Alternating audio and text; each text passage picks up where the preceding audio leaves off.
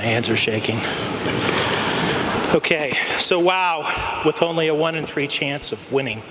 This is absolutely awesome. Hats off to the other nominees. Since I spend most of my time dealing with people on a one-on-one basis, I had to ask around what I'm supposed to do when I talk to a larger audience. And I was told that the best thing to do is to start with a laugh, be self-deprecating, and try to get your audience to empathize with you. And I thought I might accomplish these 3 things by showing you how I feel. Let's see if this works. Did it come up? When we were on the call last week, I thought, well, you know, this is all good, but I'm going to have to talk to hundreds of people.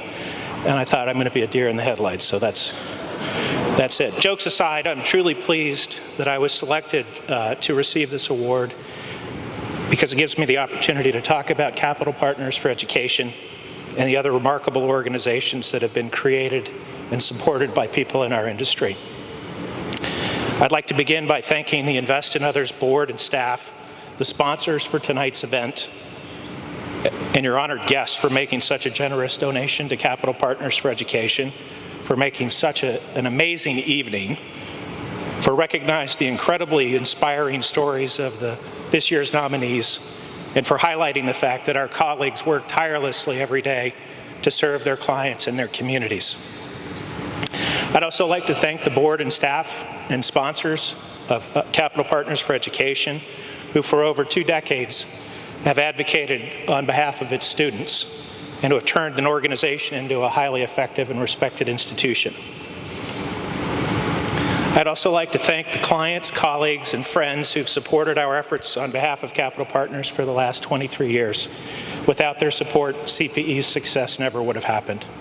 Most importantly, I'd like to thank my wife, Claire, who has supported and inspired me every day for over 25 years. I love you, baby. CPE is an awesome example of what can happen when we invest in others. The idea came to me after Mass on St. Patrick's Day, 1992.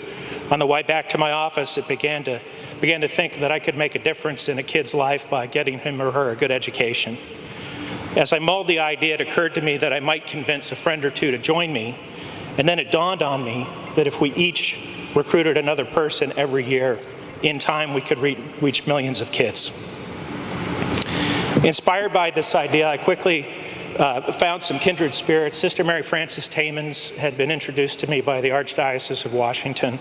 Ambassador Henry Owen, who had called, amazingly, the Archdiocese the same day I did with the same idea, although we didn't know each other.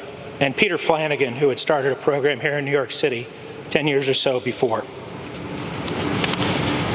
Peter came to a lunch that Henry and I hosted at the Metropolitan Club in Washington. Everyone who attended said that they liked the idea and that they would support us. We started with 5 kids. We've grown that number every year. That was in 1992, 1993, I guess. To date, we've helped over 500 kids. We have over 300 kids in the program and have plans to dramatically grow it in the coming years. Remains to be seen if we reach the millions of kids we originally imagined, but I do know that we're transforming their lives and the lives of their families and their communities. When we founded CPE, we were pretty confident that it could change their lives, the people we're trying to help. But what we've discovered is that it's transformed us, and it has become one of the most rewarding experiences of our lives. My prayer is that all of the organizations that invest in others recognizes will continue their good works and inspire others to follow suit. If that happens, we can all be confident that we will leave the world better than we found it. And if you agree with me, I hope you'll all stand up and give Invest in Others a standing ovation.